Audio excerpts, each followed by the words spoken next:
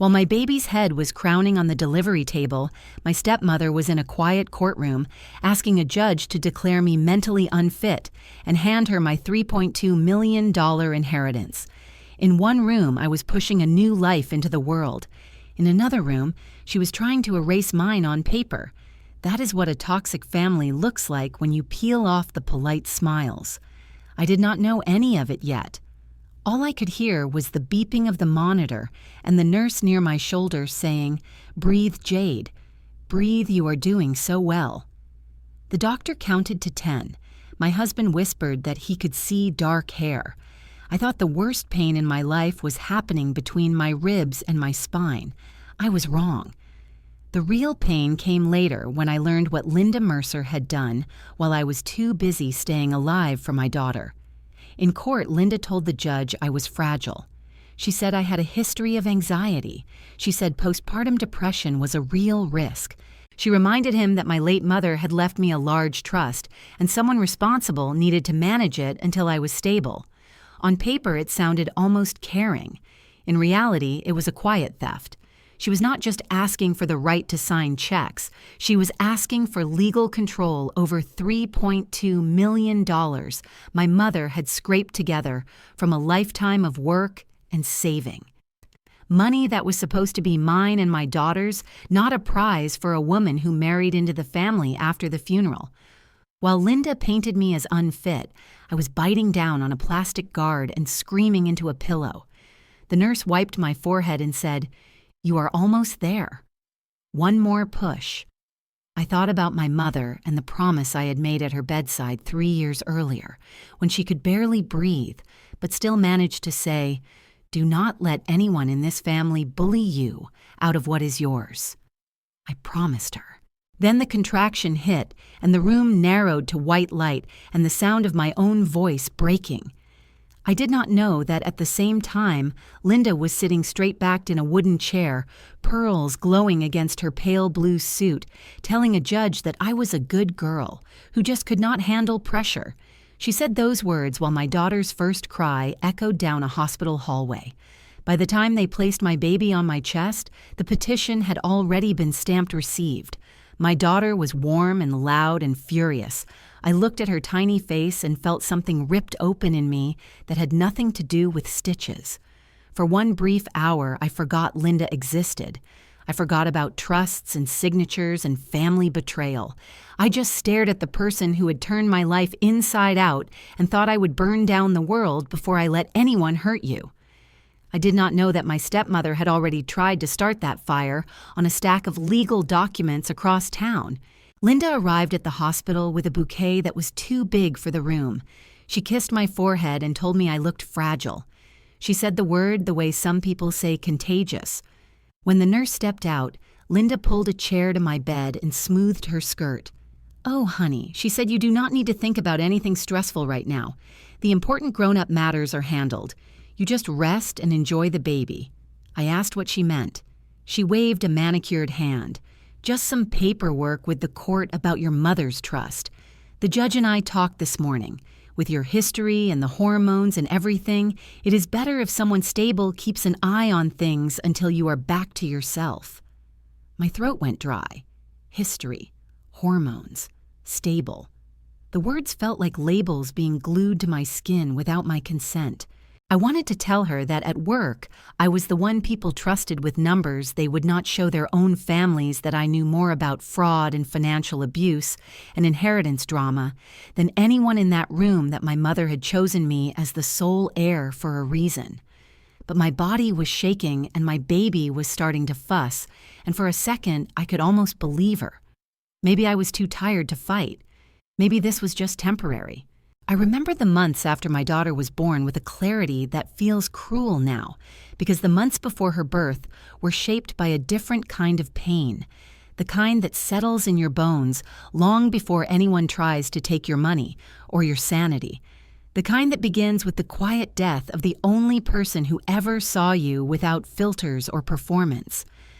My mother, Angela, and I can still feel the weight of those last 2 years of her life, when cancer stole her strength inch by inch and left me holding her hand in a dim room in Everett, whispering promises I did not think would matter as much as they eventually did. Promises about protecting what she left behind, promises about not letting the toxic family patterns swallow me alive the way they had swallowed her. She had spent her entire life working, saving, planning, choosing carefully which risks to take and which to avoid, and when the doctors told her she would not make it to another Christmas, she spent her remaining clarity gathering the house proceeds, the life insurance funds, the investment accounts she had managed quietly with a discipline no one in our family understood, compressing everything she owned into a trust she named the Mercer Carter Family Trust. A name meant to honor both sides of our lineage, a name she hoped would shield me from future harm. She told me more than once, "Do not let anyone in this family bully you out of what is yours." And at the time, I thought she meant cousins or uncles or some distant relation grasping for scraps.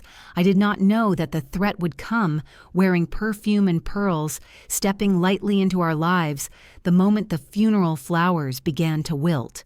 Those last weeks before she died, she made me sit at the kitchen table with a folder of documents open between us, while her breathing rattled softly, and she walked me through interest rates, beneficiary clauses, trustees, independent evaluations, and the rules she had chosen to prevent anyone from altering the trust. Without my consent, she told me that grief does strange things to people, and that when my father, John, eventually moved on, I needed to be ready for someone to try to charm their way into places they did not belong. She said it gently but firmly, as if she already knew Linda was coming.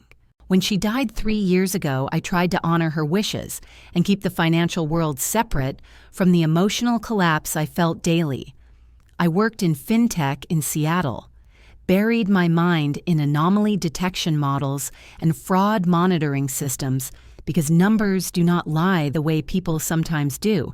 And at work, I was valued for that clarity, for seeing patterns others missed, for catching abuse before it became a headline. And I built enough of a reputation that my bonuses often came in stock awards and restricted cash, quiet wealth that stayed in my own accounts, far from family conversations. Wealth I never flaunted because growing up with a mother who counted every dollar teaches you not to wave money in front of people who might feel entitled to it. Then my father met Linda, a woman with soft blonde hair, flawless makeup, and a voice that glided over every sentence, as if she had rehearsed it for a mirror. She arrived at the wake carrying a dish of lemon bars and condolences, so honeyed they almost masked the way her eyes flickered toward the framed photo of my parents' house, the same house that had become part of the trust. She touched my arm during the reception and said, "I'm not here for the money," in a tone so sweet it almost demanded trust. But in the weeks that followed, she asked more questions about the trust than anyone who is not here for the money. Ever. Should she wanted to know the interest rate, the trustee terms, the identity of the financial manager, the structure of the real estate liquidation. Little questions said lightly, always framed as curiosity or wanting to support my father, but they formed a pattern, and patterns are what I am trained to see. The first dinner we had after she officially became Mrs. Mercer was held at my aunt's house in Tacoma, a long table full of family and a few neighbors who had come by to congratulate my father, and I remember balancing a bowl of salad in my lap while Linda told a story about meeting my mother in a dream, a story that made the table laugh politely before she added a small line that cut deeper than anyone at the table realized. She said, "Angela meant well leaving Jade.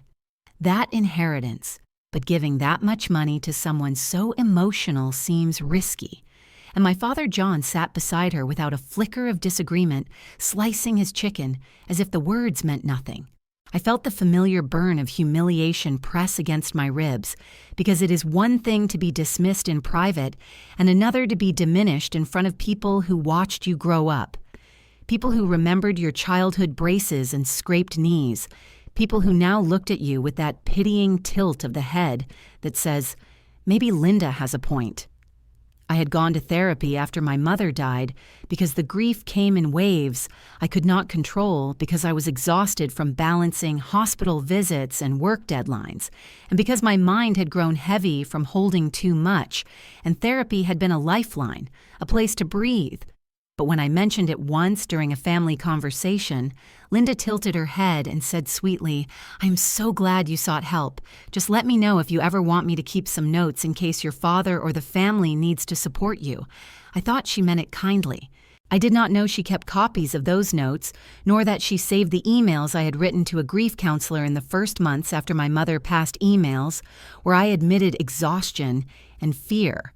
Emails Linda had no right to see, yet somehow obtained emails she filed away somewhere I could not see.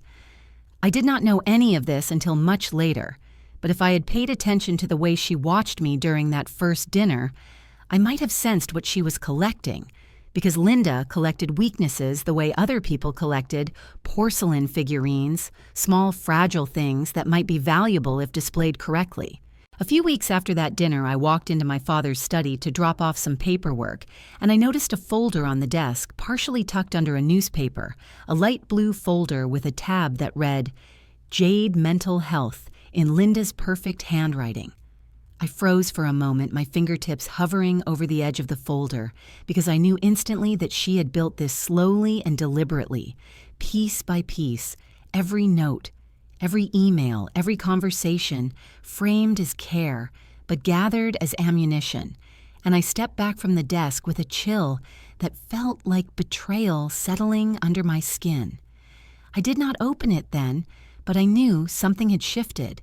I knew Linda had prepared a narrative long before my daughter existed, a narrative that would become the backbone of the petition she filed in that courtroom, while I was giving birth a narrative that painted me as fragile and unstable and unfit to manage the very money my mother had trusted me to protect.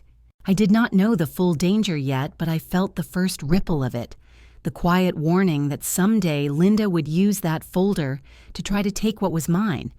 And I did not know that the day she chose would be the day I brought my daughter into the world.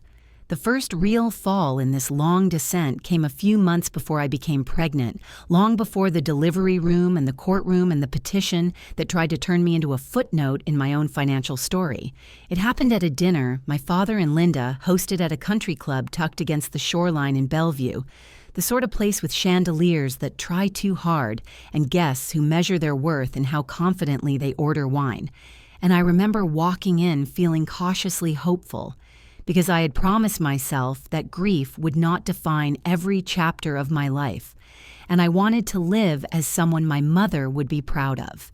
I had just been promoted to lead a new risk analytics project at the fintech company, where I worked a role that came with a significant salary adjustment and a stock grant that felt almost surreal for someone who used to watch her mother divide grocery receipts into color-coded envelopes, and I thought sharing that news at dinner might soften the tension that had grown between me and Linda, maybe even remind my father that I was not the fragile girl Linda kept describing to other people. The table was long and polished set for 8. My father's retired business partner sat at one end with his wife, a couple from the club joined on the other side, and Linda sat at the center like she was hosting a gala rather than a family meal. Her smile fixed her diamonds, catching the low amber light, her voice lilting with that practiced warmth she used like a garnish. When everyone had settled and the salads were served, I mentioned the promotion in the soft, proud tone people use when they want to share good news without sounding like they are bragging. I said it simply, "I have been asked to lead a new analytics project at work, and it is a big step for me." And for a moment the table paused, forks in mid-air eyes, turning toward me as if they expected Linda to translate the importance of what I had said. Then she laughed a small, gentle laugh that sounded harmless until you listened closely. She said to the group she plays with numbers in those apps, "Real money is different. Responsible money does not live in an app." And her voice had that sugary quality that makes cruelty sound like concern.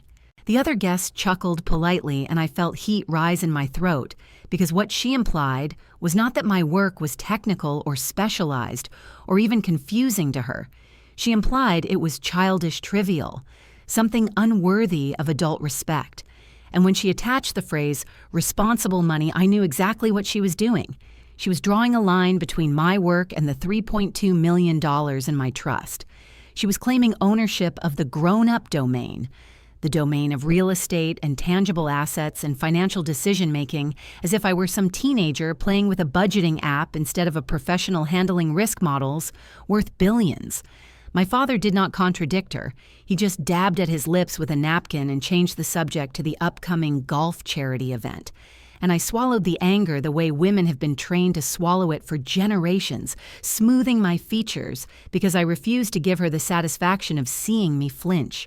A few minutes later, one of the men at the table, a former investor who had done business with my father years ago, asked almost casually what was happening with the trust my mother left. And before I could open my mouth, Linda jumped in, tilting her head in that sympathetic angle she used. When pretending to care, she said Angela left Jade $3.2 million. It is sweet, really. But it worries me sometimes. You know how creative emotional daughters can be. The way she said emotional daughters carried every stereotype that women spend their lives fighting against: dramatic, oversensitive, overreacting, unstable, impulsive, irresponsible.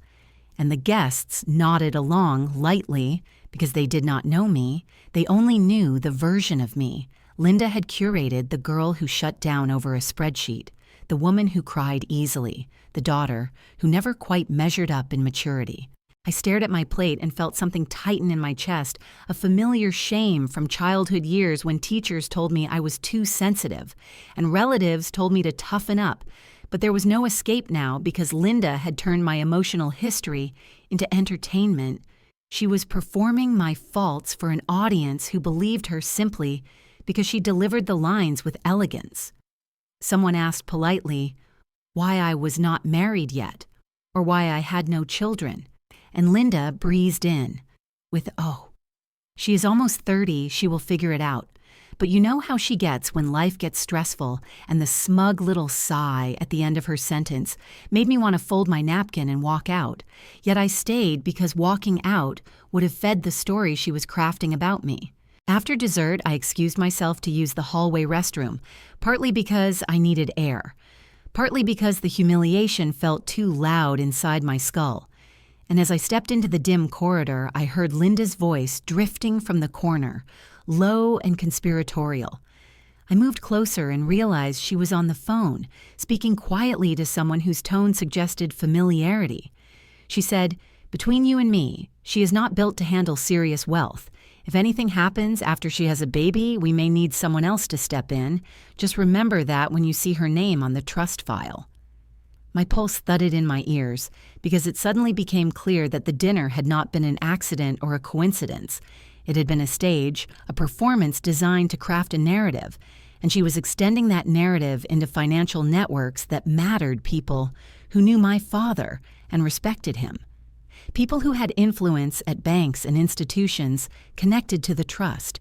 I held my breath and listened as she continued in that gentle tone that disguised her ambition.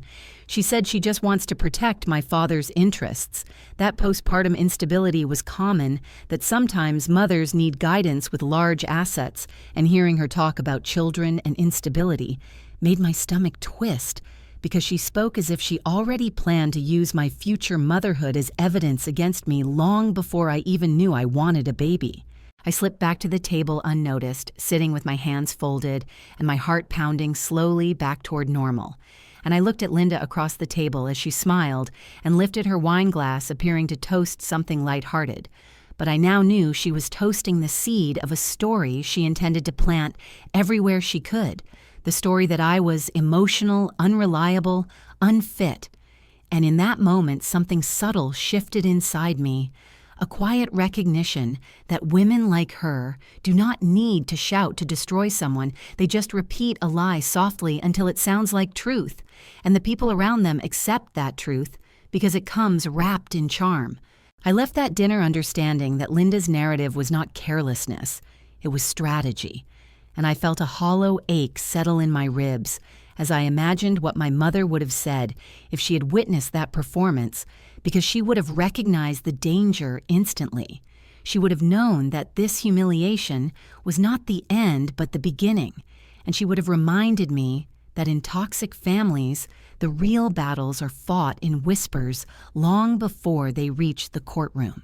I found out I was pregnant on a gray morning in early March, the kind of morning when Seattle feels like it is holding its breath beneath low clouds, and I remember standing in my bathroom, staring at the faint line on the test, while my heart pressed upward against my ribs in a way that felt both terrifying and miraculous.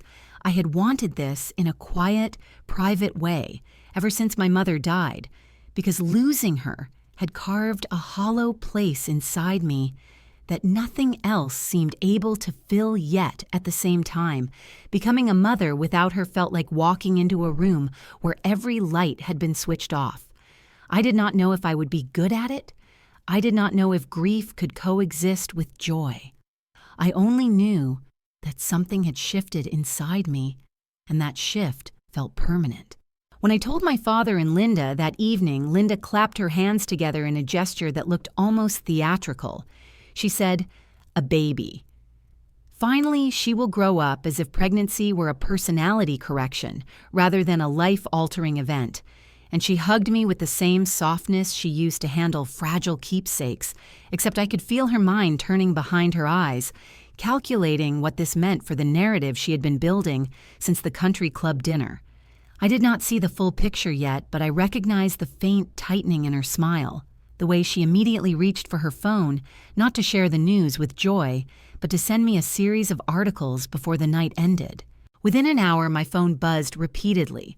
First an article about postpartum depression, then another about postpartum psychosis, then a sensationalized story about a mother harming her children, each link accompanied by a little note from Linda, saying things like, "Just educating you, honey," or "It is good to be prepared," or "Hormones can be unpredictable," especially for emotional women reading them, made my stomach twist because it was not support. It was preemptive fear, planting a slow, subtle erosion meant to make me doubt myself before I even had the chance to trust my own instincts. Over the next few weeks, every conversation with Linda included some variation of the phrases she seemed to collect for moments like, "These, money and hormones do not mix. You will be adjusting for months. We should keep the inheritance a bit away from you until things settle." She said it casually, slipping those words between comments about baby names and nursery paint colors, and each time I felt the sting of a deeper implication that I was unstable, unreliable, that being pregnant made me less capable of understanding the responsibilities my mother entrusted to me. At family gatherings, she turned my pregnancy into a story she could shape for her audience. She would laugh lightly and tell relatives, "She is already anxious about every ultrasound bill." Imagine her with millions, poor thing, and people would smile sympathetically, as if I were some delicate creature too easily overwhelmed. I felt her framing me like a case study in the toxic family patterns my mother had warned me about, turning my vulnerabilities into her material, spreading her narrative through whispers disguised as concern. The worst part was how normal it looked from the outside, how easily people accepted her version of me. Because pregnancy itself is so often used as an excuse to dismiss women. People love to label a pregnant woman as hormonal or dramatic or overly emotional. They love to smile knowingly when she hesitates or expresses fear. They love to assume she cannot make sound decisions, and Linda wielded those assumptions like a weapon, sharpened long before I even realized she was aiming at me. I tried to focus on the good parts. The flutter of the first ultrasound, the soft rhythmic sound of the heartbeat, the expanding curve of my belly that made me feel connected to something larger than grief. But somehow, Linda inserted herself into those moments too, asking questions about my medical visits with a tone that made genuine inquiry and veiled judgment indistinguishable. And sometimes she came with me uninvited, sitting in the corner of the exam room, pretending to be supportive, while taking mental notes I did not understand at the time. Around my second trimester, she asked if I would be willing to let her speak to my therapist. She said it as if she were trying to help build a supportive circle around me, but I did not need a supportive circle that included a woman who had once described me to acquaintances as creatively emotional. I hesitated and told her I would think about it, but somehow she still managed to get a general letter from my therapist, a brief summary written months earlier about my history of anxiety after my mother passed a letter that said, "Patient has a history of anxiety and may be at risk for postpartum adjustment issues." It was a document meant for clinical context, nothing more. But in Linda's hands, it became something else entirely, a piece of evidence she tucked away a card she planned to play at the exact moment it would do the most damage. I did not know she had it until much later, and when I eventually learned how she got it, I felt the room tilt slightly, because the realization hit me that she had been constructing a postpartum narrative long before the baby existed. She had been preparing a file of weaknesses to use against me and her actions during my pregnancy. Suddenly made perfect sense. Every article link about postpartum collapse, every comment about hormones, clouding judgment, every mention of keeping the inheritance protected, while I adjusted, she was not reacting to my pregnancy, she was preparing for it. There were afternoons when I would sit on the couch with my hand on my belly, thinking about my mother and the promises I had made, and I would feel both love and dread pressing down on me, because bringing a child into a world where someone like Linda was waiting to twist that gift into leverage felt like stepping into a storm without an umbrella. I tried to push the fear aside, but it lived beneath every interaction, a quiet undercurrent humming with warning. One evening in late July, as the sun bled orange across the skyline, Linda came over with a stack of baby clothes and a look of forced tenderness. She told me she wanted to help me stay organized. She said she was keeping a small folder of important notes about my pregnancy, in case anyone needed to understand my mental state. Later, she said it so casually that at first I did not register the meaning. Then a cold heaviness spread across my chest as I realized she was no longer hinting about my supposed fragility. She was documenting it. I wanted to confront her then to demand why she thought she had the right to monitor my mental state. But I was tired, and the baby was kicking, and I could feel that arguing with her would only feed the narrative she was building. So I stayed quiet and watched her leave, with that faint, satisfied smile that made my skin prickle, the smile of someone who believed she had already won a battle the other person did not know had begun. By the time my third trimester came around, I sensed something dangerous, moving just beneath the surface of every conversation. A tightening in Linda's tone, a careful choosing of words, a pattern that matched the same patterns I studied at work, patterns of manipulation, patterns of soft coercion, patterns of future legal positioning. And although I could not yet articulate it, I understood somehow that pregnancy had become her opportunity, that she intended to weaponize the very thing that should have been sacred, turning my motherhood into a tool for her own gain. And the fear of that realization settled inside me like a warning bell I could not unhear.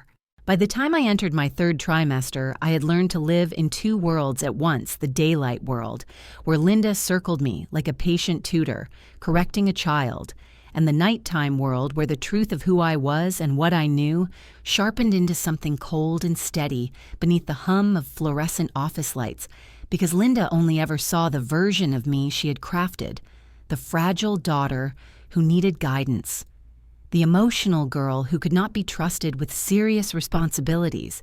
She did not see the woman who spent her evenings inside, secured buildings in downtown Seattle, analyzing data streams for one of the largest financial fraud detection systems in the region.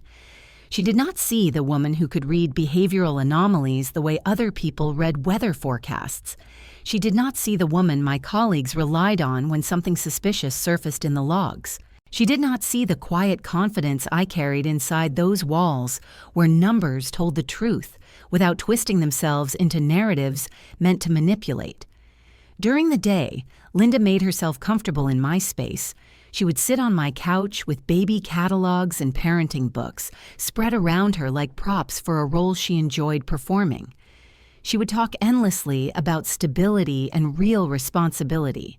reminding me that motherhood required a certain level of groundedness that she hoped I would eventually develop. She would say things like, "When you are emotional, you cannot see straight," or "You need someone steady to help you through big decisions," or "Real wealth requires maturity you might not have yet," and I would sit politely with my hands on my belly, feeling the baby shift under my fingertips, while every word slid across my nerves like a warning. But I stayed quiet because I was saving my strength for the world that mattered more, the world where Linda had no access.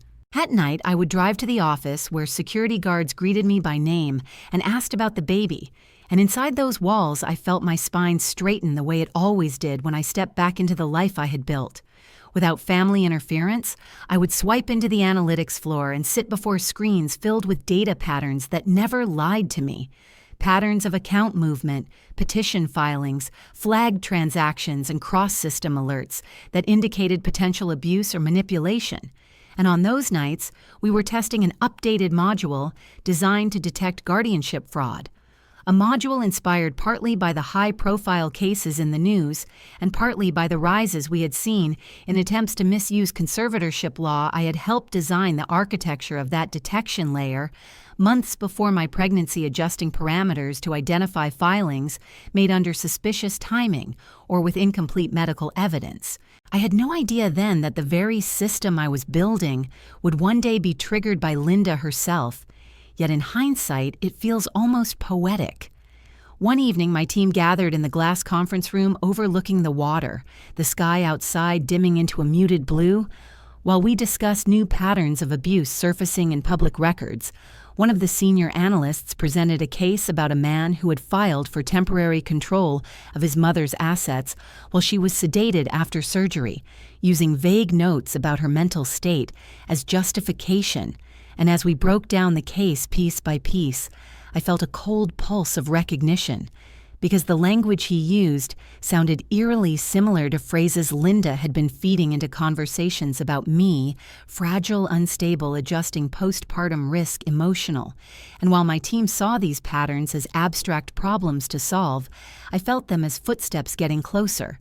After the meeting, I stayed behind to review my own system access logs and portfolio dashboards, not because I was hiding anything, but because I needed the reminder that I was not the helpless person Linda imagined. I had my own investments, quietly growing in several diversified accounts. Nothing flashy, nothing gaudy, just steady, intentional wealth that had accumulated through years of disciplined work and strategic planning. My balances sat comfortably in the 6- and 7-figure range across different platforms, and I kept them private because I was tired of money becoming a battleground in my family, tired of people assuming they knew more about financial maturity than I did, tired of shrinking myself to avoid becoming a target. Around that time, I scheduled a meeting with an estate attorney named Carmen Rhodes, a woman with sharp intelligence and the kind of steady presence that made you feel safer. Just by standing near her, she invited me into her office, lined with thick legal books and framed certificates, and I told her everything in careful detail: the dinner at the country club, the articles Linda had sent me, the comments about hormones and money, the therapist letter Linda had somehow obtained. And Carmen listened with an expression that grew tighter. The longer I spoke, she tapped her pen lightly against her notebook and then said the words that made the air thin around me. If anyone tries to petition for conservatorship based on postpartum instability without following the trust requirements, it is an abuse of process.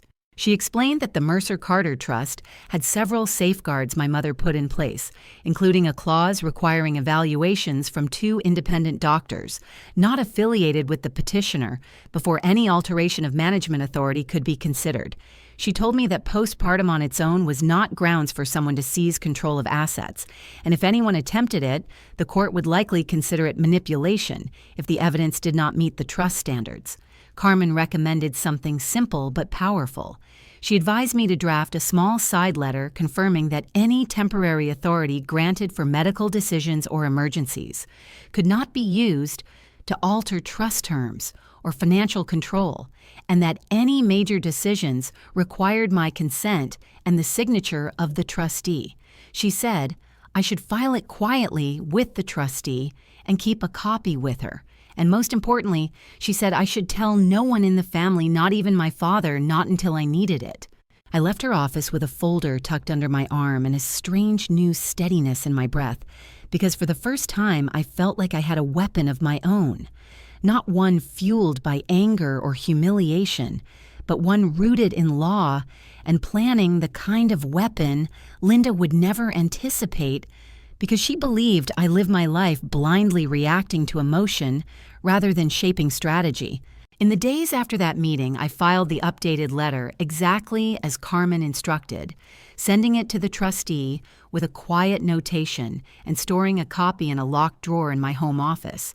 And as I pressed the key into the drawer and heard the click of it locking, I felt a shift inside me, a sense that the scales of power had begun to tilt, not dramatically, not loudly, but in a slow, deliberate way that Linda would never see until it was too late. And each time she lectured me about stability or implied that I needed guidance, I felt the faint echo of that click, reminding me that I was not defenseless, that the side of me she dismissed was the side that would undo everything she was building.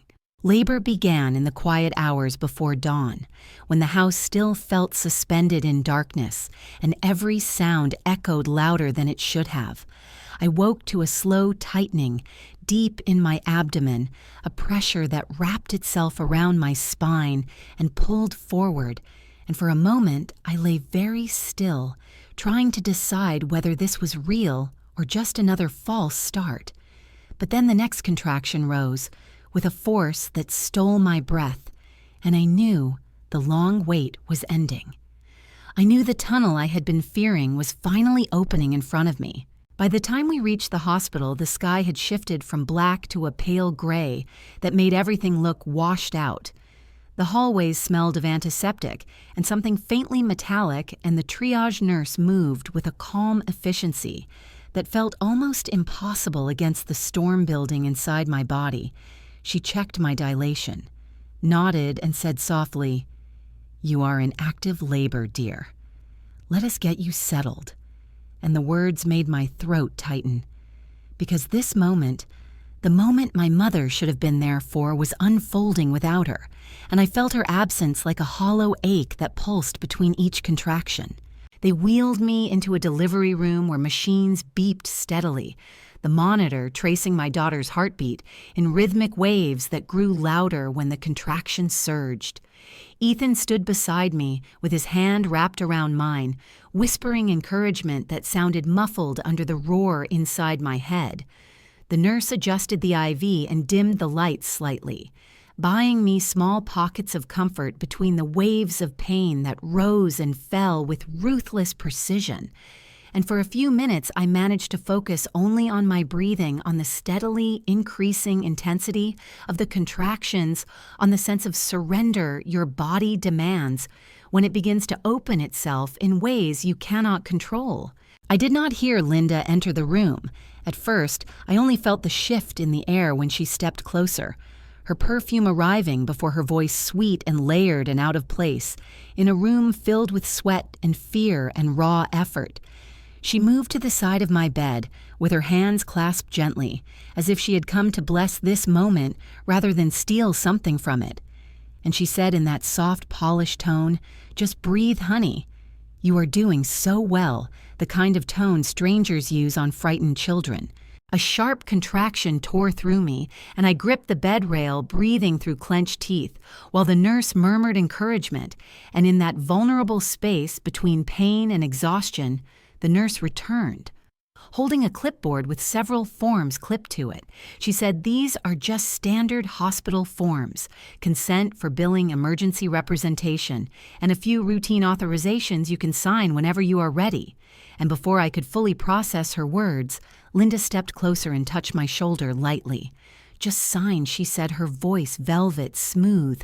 "You trust me, right? In a toxic family, someone has to be the adult," and the contraction was building again, and my vision blurred at the edges, and for a moment I could not separate my own instinct from the haze of pain.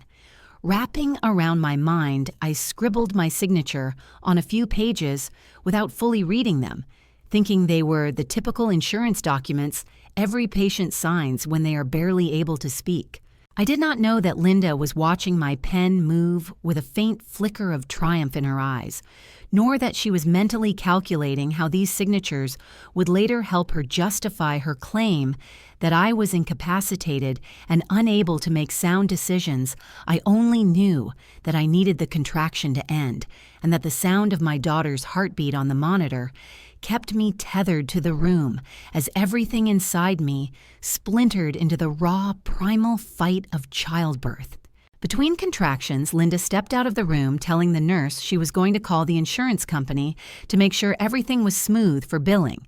The nurse nodded politely and focused on adjusting the monitor while Ethan rubbed slow circles on my back, unaware that Linda was not calling any insurance agent at all.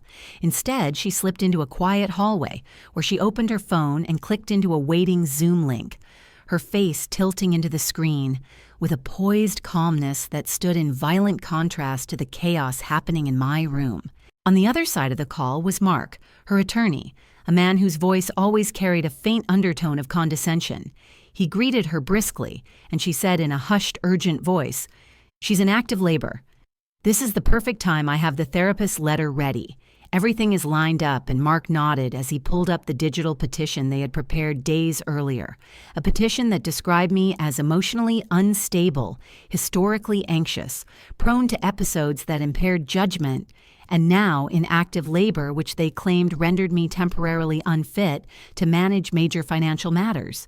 The therapist letter Linda had obtained months earlier was attached at the top, marked as supporting evidence, and she added a note in the petition referencing the forms I had just signed in the delivery room, twisting the truth by suggesting I had been unable to understand them and that my condition made me incapable of overseeing decisions related to the trust and inheritance. She framed it as temporary protective authority for the good of my child, a classic manipulation, cloaked in benevolence. Mark submitted the emergency petition electronically to the county court with a timestamp that matched the log of my hospital admission, and then he pulled up the hospital's publicly accessible activity log tied to my patient identification, a log that showed the exact minute I arrived, the note indicating severe contractions, and the record that I was in no state to conduct rational decision-making. He told Linda, "This is perfect. Judges hate risk, and with her in labor and her history in the file, this will look credible." The betrayal that unfolded during those 15 minutes was so precise and clean that it could have been mistaken for routine paperwork, a quiet knife sliding beneath the surface of my life while I lay in a hospital bed struggling to bring my daughter into the world. She weaponized the most vulnerable moment a woman can experience, using my pain and exhaustion as legal justification to seize control of the money my mother intended for me alone. She crafted a narrative so polished that anyone who glanced at the petition would believe they were protecting me rather than stripping me of autonomy. Back in the delivery room, the contractions intensified until I could no longer distinguish where one ended and another began.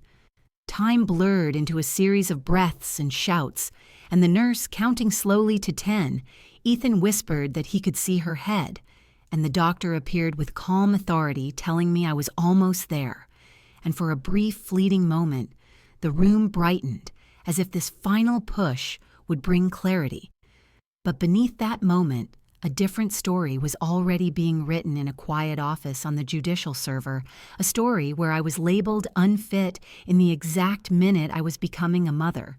When Linda returned, she carried herself with saintly composure, her expression filled with artificial concern as she touched my arm and said, "I just handled a few things for you, sweetheart.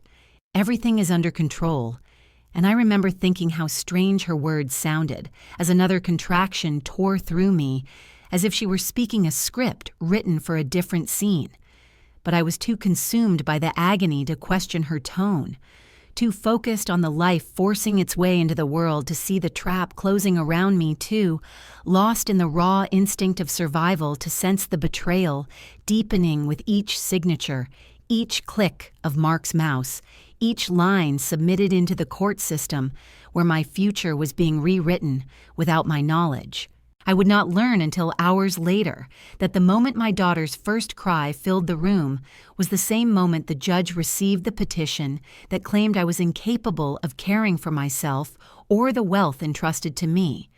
And I did not yet understand that this was the darkest turn, the place where pain and betrayal intersected so sharply that it changed the shape of everything that came after. When my daughter finally slipped into the world, the room seemed to tilt with a strange, shimmering clarity. The pain that had consumed every corner of my mind cracked open, replaced by a trembling relief that made my arms shake as they lifted her to my chest.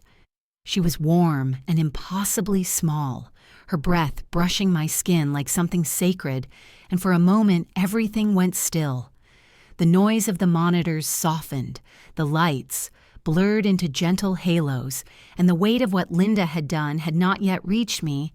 I was suspended in the fragile space between agony and awe, holding the one person who would rewrite every future decision I made.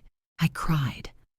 Then not loud sobs, but a silent trembling that came from somewhere deeper than exhaustion, because her face carried pieces of my mother, the curve of the cheek, the softness of the eyelids, and I whispered to her that she was safe, that I would protect her, that she would never grow up doubting her worth the way I had been taught to doubt mine, and the promise felt so strong it steadied the last pieces of me that had almost splintered in the hours before. The nurse cleaned her gently and laid her back on my chest. Ethan pressed his forehead to mine, telling me I was incredible, whispering that our daughter was perfect, and I let myself believe it for a few minutes, letting the exhaustion sit beside the joy in a strange, peaceful balance. But somewhere beneath the surface of that moment, a tight coil of dread was waiting. The kind that comes when instinct whispers that the world outside the hospital walls is not done with you yet. I must have drifted in and out of shallow sleep because when I opened my eyes again, the room looked the same but felt different, quieter, heavier, and there was a buzzing sound in my mind like something trying to surface. I reached for my phone almost without thinking, not expecting anything urgent because most people who loved me knew I was in labor. But the moment the screen lit up, my heart lurched. A new message blinked at the top, a message from Emily, the clerk's office friend, who had first warned me months ago that Linda was asking too many questions about conservatorship filings. Her text was short, but it sliced through the soft haze of postpartum. In an instant, she wrote, "Are you okay? I do not want to scare you, but your stepmother just filed an emergency petition saying you are unstable due to labor and anxiety. The system flagged it automatically. It looks like possible abuse." For a long, narrow second, I just stared at the words, my mind struggling to catch up, my body still trembling from birth, my daughter sleeping against my chest, and the cruel timing of it all settled over me. Like a cold hand pressing into my sternum, Linda had done exactly what she had been preparing for months. She had used my labor as her weapon, and she had filed the petition while I was powerless on a hospital bed. But the part that made something inside me snap awake was the phrase Emily added at the end. The system flagged it automatically Jade. The language matches prior abuse cases. A sharp clarity cut through the fog in my mind as a memory flashed late nights in the office. A room full of analysts testing modules that identified suspicious filings, the guardianship fraud detection layer I had helped design, the pattern recognition triggers that flagged petitions filed during medical incapacitation, the decision trees that weighed risk when only one doctor note was provided, the algorithm that detected narrative phrasing, like emotionally unstable or history of anxiety. And I felt something strange unfurl inside me, something cold and precise, because I suddenly realized that Linda had not just tried to steal my inheritance. She had stepped directly into a system I helped create. She had triggered my own work against herself without ever knowing it. My breath steadied with unnatural calm as the pieces aligned the hospital logs. Mark had used the therapist's letter. Linda had kept the language she had repeated for months. All of it fed perfectly into the detection parameters my team had crafted. She had not filed a flawless narrative. She had filed a textbook example of attempted conservatorship manipulation, and the system had recognized it instantly because I had built it to recognize people like her. I called Carmen with hands still shaking, my voice low to avoid waking the baby, and when she answered, I could hear paperwork shuffling in the background as if she had been expecting this call. I read Emily's message aloud, and Carmen exhaled slowly before saying, "Good, let her believe she is ahead. This is exactly what we needed. We will use her own paperwork against her. Every word she wrote will fold back onto her. But you need to stay calm. You cannot give her anything she can twist into instability. Do you understand?" I understood too well, because I knew that anger would not help me. Now rage would only fuel Linda's narrative, and if I allowed even one emotional outburst in the next few days, she would hold it up as proof. So I inhaled deeply, looked down at the sleeping weight of my daughter, and felt a new kind of strength settle quietly into my bones. Not loud, not dramatic, but a cold, controlled determination shaped by years of reading signals and patterns, a strength that told me the time for breaking down had passed, the time for strategy had begun. After the call, I opened my laptop with the careful, slow movements of someone learning to walk again. I logged into the internal portal my company used for public record integrations and system testing, my fingers trembling slightly as I typed, because part of me feared what I might find.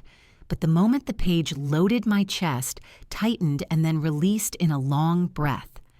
There it was, highlighted in pale yellow, the petition Linda and Mark had filed, stamped with a red tag at the top that read "Potential Abuse Review," needed a tag I had once designed to appear only when the system detected deliberate exploitation of medical vulnerability. Seeing that tag was like watching the universe tilt back toward balance, the betrayal of the past year twisting into something I could finally hold, something I could fight with logic and evidence, rather than just emotion. And I felt my lips curve into a faint smile, the first real smile since the pain of labor had split me open.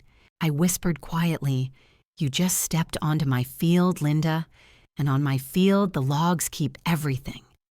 The words leaving my mouth, not as anger, but as a simple truth, a recognition that she had walked willingly into a landscape I knew better than anyone, a landscape built on digital trails she could not erase and patterns she could not manipulate. And as my daughter stirred softly against my chest, I felt the certainty that this was the turning point, the moment where I stopped being the fragile girl Linda painted and became the woman who would dismantle her with the very tools she had underestimated. After I left the hospital with my daughter bundled in a car seat that looked far too big for her tiny body, I promised myself that for a while I would move slowly on the outside and very quickly on the inside. I would let Linda and the rest of this toxic family see a tired postpartum mess, foggy and fragile and grateful for any help. While underneath, I watched every number and every word the way I watched a suspicious account at work, and I told myself that if Linda wanted a revenge story where the emotional daughter lost everything, then I would quietly write a different ending. I began by leaning into her script. I texted her things like, "I'm so sorry, I forgot to call you back, I am so foggy these days," or "I mixed up the pediatrician time, again, you were right, I am not myself." And each time she sent back a little heart or a soothing comment, and I could almost hear the satisfied click in her mind as the image of the unstable mother got sharper. She thought the petition she had filed while I was in labor was slowly becoming a self-fulfilling prophecy. In reality, I was documenting everything I recorded calls where she sighed that once the court sees the state you are in, this will all be easier. You will thank me when I am managing the trust. I saved messages where she wrote that I should not stress about money because grown-ups would handle the $3.2 million, and my phone became a quiet witness in my pocket, capturing the tone and timing and contempt behind every line, all the little pieces that turn suspicion into a clear pattern of conflict justice and story financial abuse. Once I had a small pile of proof, I let myself enjoy a first tiny revenge that looked like bad luck from the outside. Linda showed up one afternoon in silk and perfume, dropped her wallet on my counter, and flashed a new platinum credit card John had added her to.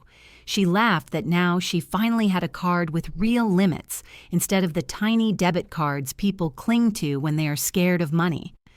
I smiled and asked which bank issued it, because I recognized the design from a conference where we had rolled out new fraud tools. Then that night, while Ethan slept, I sent a short note through our internal portal to a colleague in compliance. I did not name her. I did not touch any file. I simply asked him to be sure the bank was doing full monitoring on high-limit add-on cards tied to accounts that might intersect with family trusts. I mentioned that sudden luxury spending at boutiques was a common sign in financial abuse cases.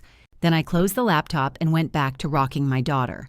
2 days later, a neighbor who adored gossip more than gardening told me she had seen Linda at a boutique with 2 country club friends, told me how Linda announced she would put a new bag on the Mercer account and then watch the terminal flash declined, while the clerk suggested she call her bank how she fumbled for a different card, while her friends pretended not to stare.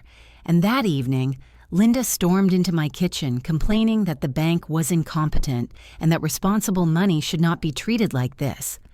I held my daughter on my shoulder and said softly that with all that responsible money, you would think they would treat you better. She studied my face for a moment, saw only a tired new mother and not the woman who had just nudged a quiet alert into the same system that held her petition, then went back to ranting while I added another line to my revenge, motional ledger. The second mini revenge was more social and more satisfying for any woman who has ever sat through a smug brunch. Linda invited me to a gathering of what she called real wives. Women whose lives revolved around their husbands, titles and portfolios. She said I should come because it would be good for me to be around normal people and not stuck in my anxious head. I agreed and offered to write the place card since I was home anyway. Then that night, I looked up every name on her list while Ethan snored softly beside me. One name belonged to Melissa, a woman whose ex-husband had once tried to push her into a guardianship after a depressive episode. She had fought back, kept control of her accounts, and now volunteered with a group that helped courts understand guardianship scams and toxic family patterns. I smiled when I placed Linda and Melissa side by side at the table. Brunch began with mimosas and chatter about renovations and vacations, Linda in her element, dropping Mercer Family Trust into sentences like glitter. But soon Melissa was telling her story in a calm, even voice, explaining how being labeled unstable had almost cost her everything.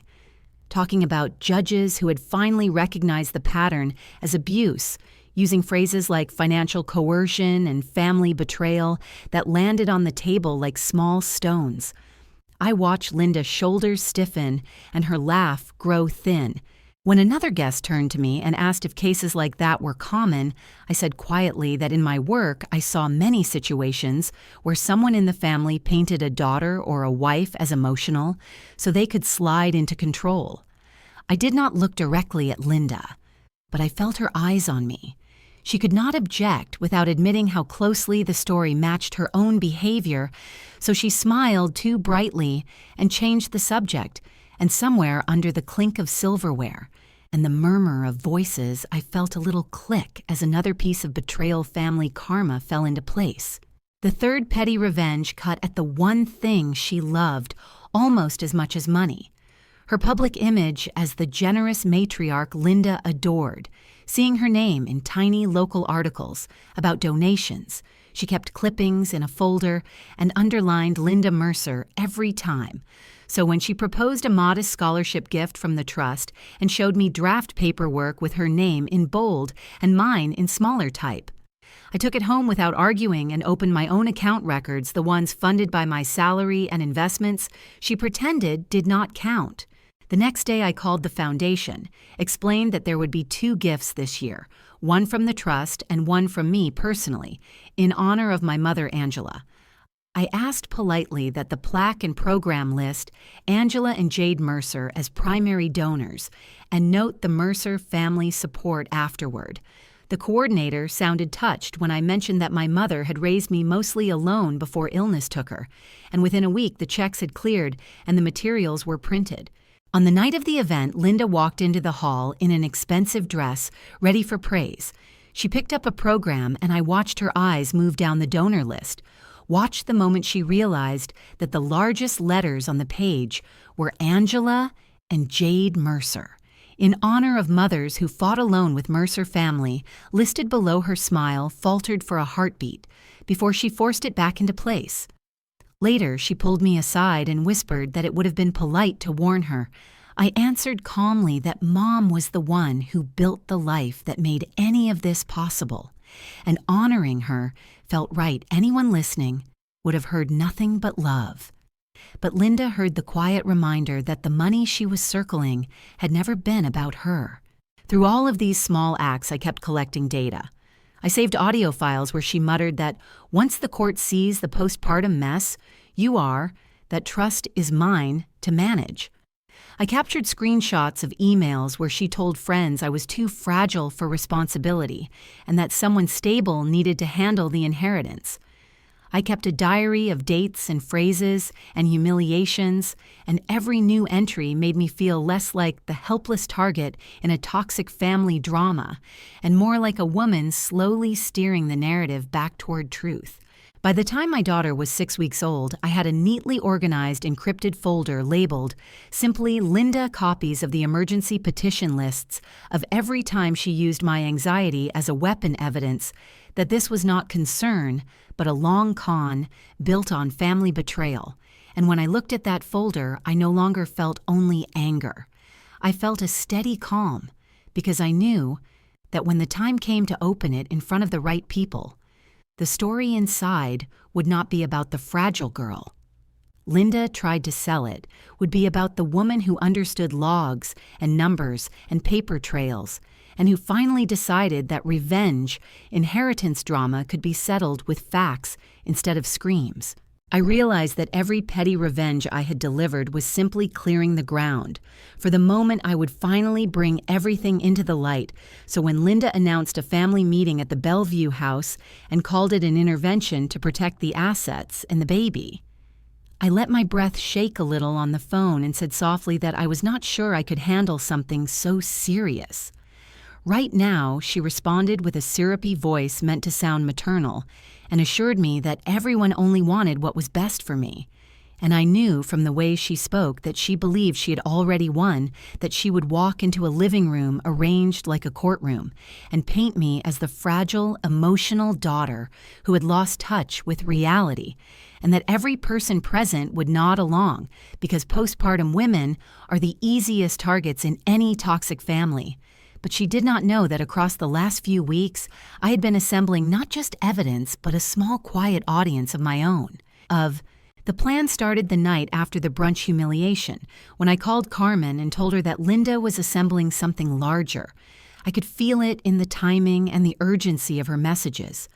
Carmen exhaled slowly, then said the words that decided everything. Let her hold the knife first. Let her believe it will cut only you. Then invite the people who know exactly what this kind of knife looks like. So 2 days before the meeting, Carmen reached out on my behalf to a contact at the State Office of Protective Services, a woman named Drayton, who had spent years studying guardianship abuse and financial coercion, and the only thing the invitation said was that a family discussion regarding potential conservatorship concerns would be held, and an observer was welcome with permission. The kind of phrasing that sounds routine, but behind closed doors makes abusers very nervous, except Linda never saw it. Then there was Emily, who worked quietly at the clerk's office and who knew more about Linda's petition than anyone else in the room. I told her to stop by that afternoon with a pan of brownies and to act as if she had just wanted to see the baby. She agreed with a kind smile that held steel behind it. On the morning of the meeting, I dressed simply in a soft gray top and jeans, brushed my hair, once clipped it back loosely, so I looked exactly like a tired, overwhelmed mother, then held my daughter against my chest as she drifted in and out of sleep, and practiced breathing slowly. I was not pretending to be exhausted because I truly was, but I was pretending that exhaustion meant I was defenseless, and that was the illusion Linda needed. When I pulled into the driveway 12 minutes late, I saw through the front windows that chairs had been arranged in a semicircle facing a single low armchair near the fireplace. My seat, the seat of the accused, and Linda hovered beside it with a stack of printed notes as if preparing to present a case study on unstable postpartum women who should not handle significant assets. I paused at the door for a moment, letting myself feel the echo of every humiliation she had ever delivered, then shifted my daughter higher on my shoulder and stepped inside. John looked relieved to see me, which twisted a small part of my heart, because his relief was built on the lie Linda kept feeding him. Ethan stood near the back with a hand shoved into his pocket, as if bracing for impact, and a man I recognized as Mr. Cole. The trust officer gave me a polite nod. Beside him stood Ms. Grant, the bank compliance representative, whose calm gaze assessed everything quietly. And at the far end of the room, Attorney Mark scrolled through his tablet, wearing a smug half-smile that told me he thought this meeting would be quick. Linda stepped forward and kissed my cheek with performative concern, then guided me toward the low armchair, but I veered slightly and sat on the edge instead so I could hold my daughter securely, then murmured an apology for being late, saying the baby had been fussy, and I was still adjusting, and I watched Linda soak in the words, adjusting and fussy, as if they were confirmation of her narrative. She began speaking to the room in a slow, rehearsed tone, explaining that since the birth, I had been emotional, forgetful, overwhelmed, and therefore vulnerable to making poor financial decisions. She gestured delicately toward me, as if presenting a fragile exhibit, and I let my gaze fall to my daughter, as though ashamed. Then the doorbell rang. Linda blinked in confusion, and John frowned because they were not expecting anyone else.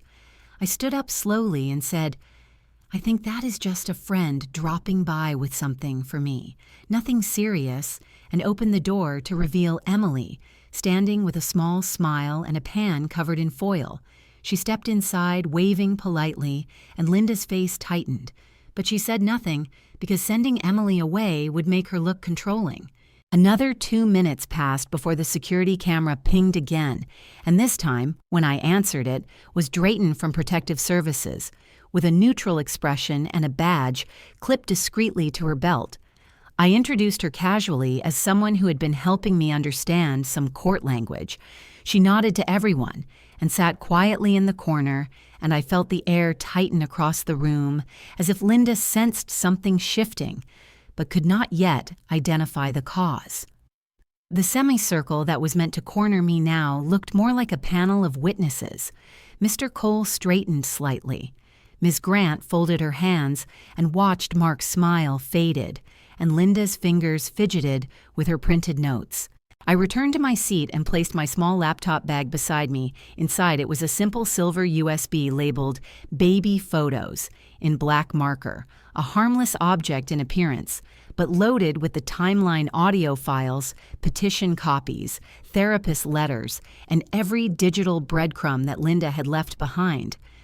As the room grew quiet, I placed my daughter gently on my lap and let her tiny hand curl around my thumb, then looked at every face in the room with exhaustion that was real and resolve that was sharper than any blade Linda had ever imagined. The stage was set.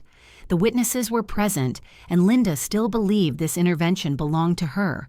She had no idea she was walking into her own exposure. Linda cleared her throat with the confidence of someone who believed she had already won, and began speaking in a soft, wounded voice that carried just enough volume to reach every corner of the room as she said that I could not sleep and cried all the time and forgot appointments and could not even manage baby formula correctly. Each line aimed with clinical precision at the same pressure point older women in the room had once felt when someone dismissed their exhaustion or instincts as emotional weakness, and I felt the air shift as she wove her careful narrative, painting herself as the calm guardian, and me as the unstable new mother who could not be trusted with decisions of any significance. Mark stepped forward next and opened a polished folder explaining that the emergency petition was nothing more than a temporary protective measure meant to shield me from big decisions during a vulnerable period, and he smiled in the oily way some lawyers do when they are proud of a trap they believe no one else has noticed, while Mr. Cole and Ms. Grant listened with neutral expressions that would soon become very important. I waited for the room to settle, then lifted my head, slowly adjusted my daughter against my chest, and said in a quiet, measured voice that I would like to say only one thing before anyone here decides whether I'm unfit. A silence fell thick and expectant, and I continued, "Can we first look at what Linda did the night my daughter was born?" For a moment, no one moved, and Linda gave a breathy laugh as if to dismiss my request. But I reached into my bag, removed the laptop, connected it to the television, and tapped a single file named Petition Filing. The screen lit up with a timestamp that read 3:12 a.m., the exact hour nurses had been shouting, "Push, Jade, push."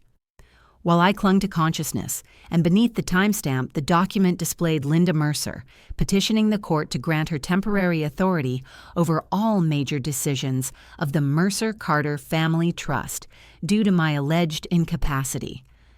A flush moved up Linda's neck, and she opened her mouth to speak, but Emily stood from her chair and said firmly that she had processed that filing herself. She had watched it come through, and Linda knew exactly where Jade was at that moment, because she had whispered on the phone that it was the perfect window.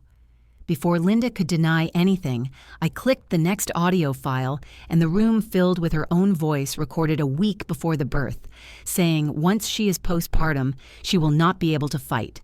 That is when we file. The sentence dropped into the space like a stone, heavy and cold. I saw Mark pale slightly and turn toward Linda, but I continued without pausing, opening another document. This one a scanned letter from Angela, my mother, written when she created the trust. It outlined in plain language that any attempt to modify the trust or assume control during medical vulnerability required confirmation from 2 independent doctors with no personal connection to the family. I asked the room to notice that Linda and Mark had provided none of those requirements.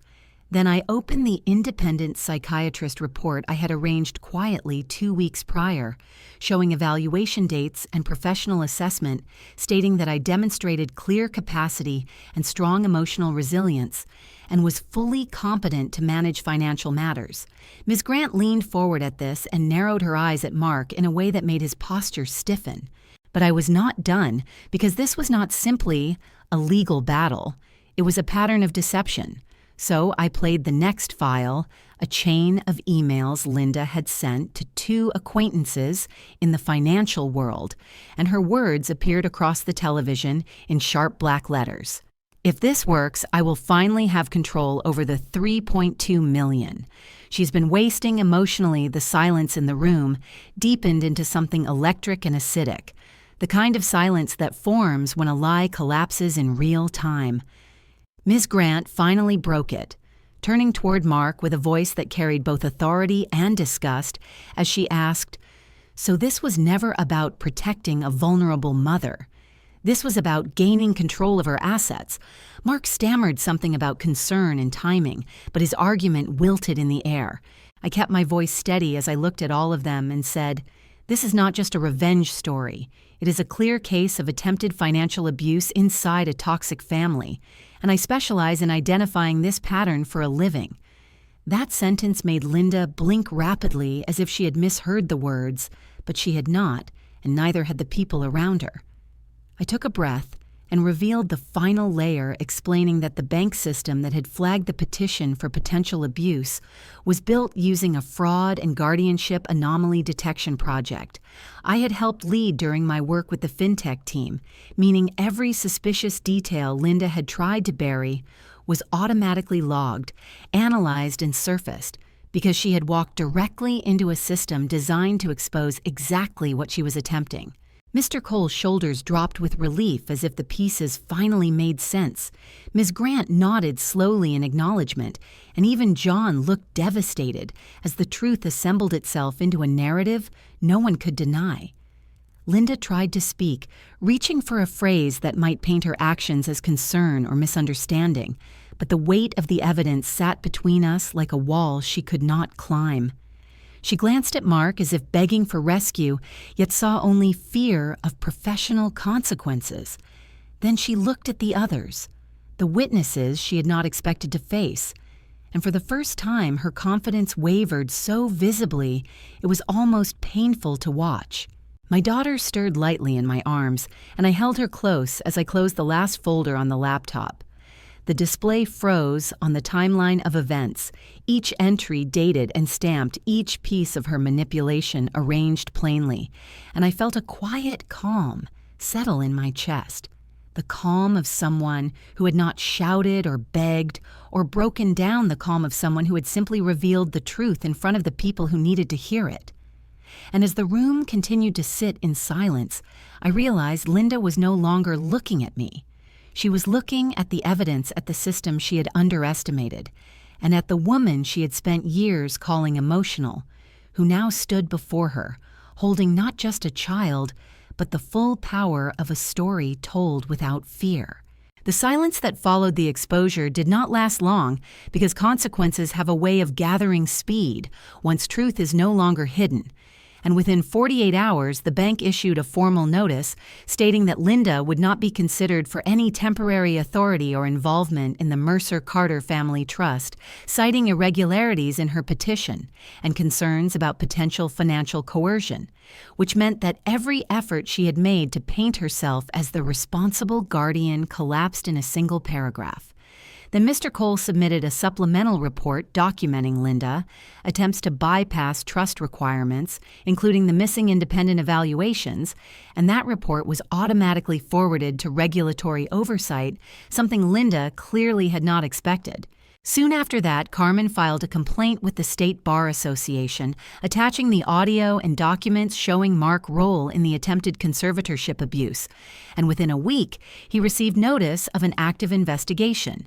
His polished confidence from the meeting replaced with the kind of panic only lawyers who fear losing their license understand, and Linda watched her legal ally retreat to protect himself, leaving her alone in a storm she had created.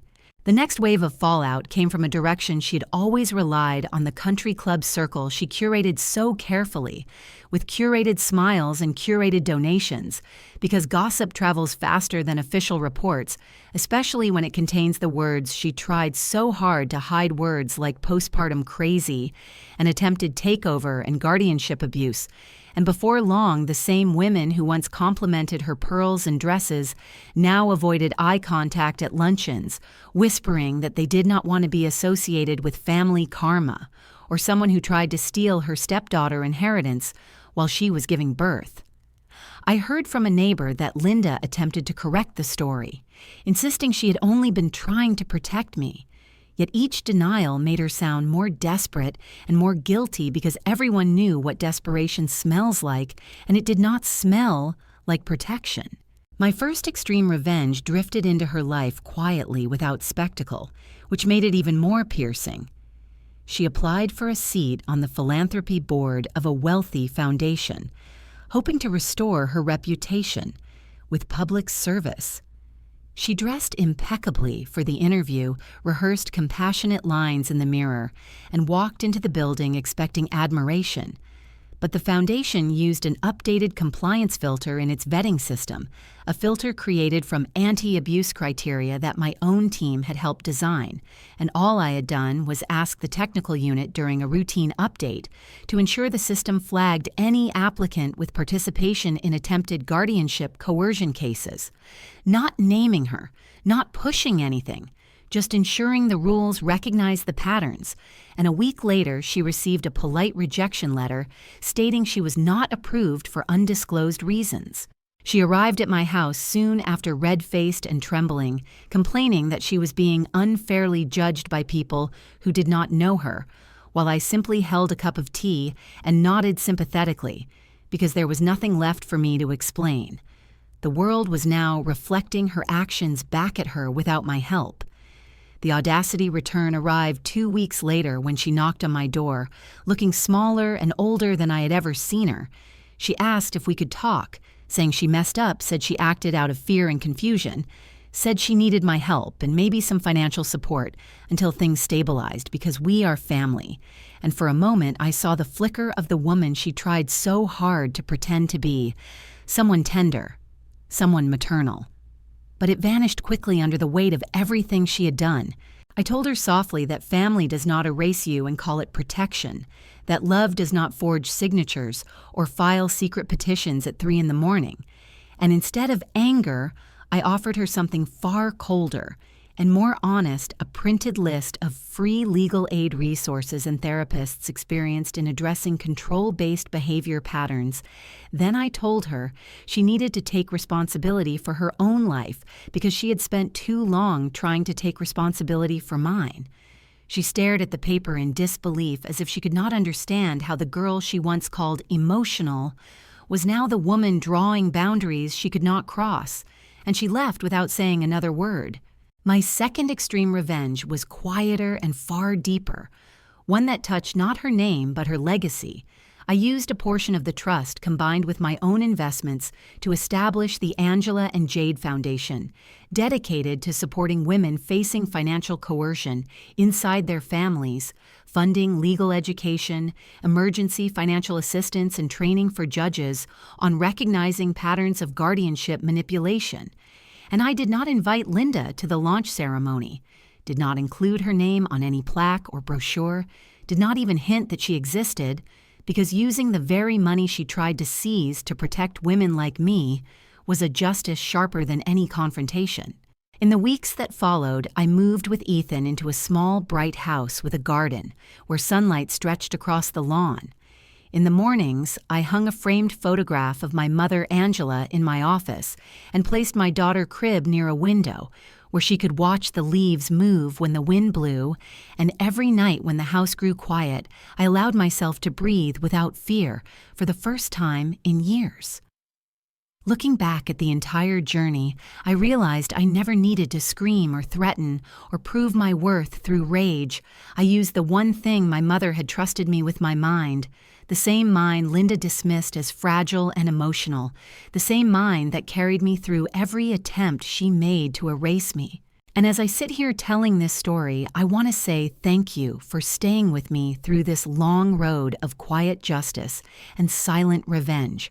Because if you have ever been dismissed or called unstable simply for standing up for yourself, I hope my story reminds you that emotional resilience matters, that dignity over money matters far more than any toxic family script, and that you deserve truth and closure, even when the people closest to you try to bury both. Tell me in the comments where you are listening from and whether you have lived your own lesson in betrayal or had to fight for truth and closure in your own life. Because this space is for standing up for yourself, for reclaiming respect, for practicing justice without hate, and for believing in revenge through truth.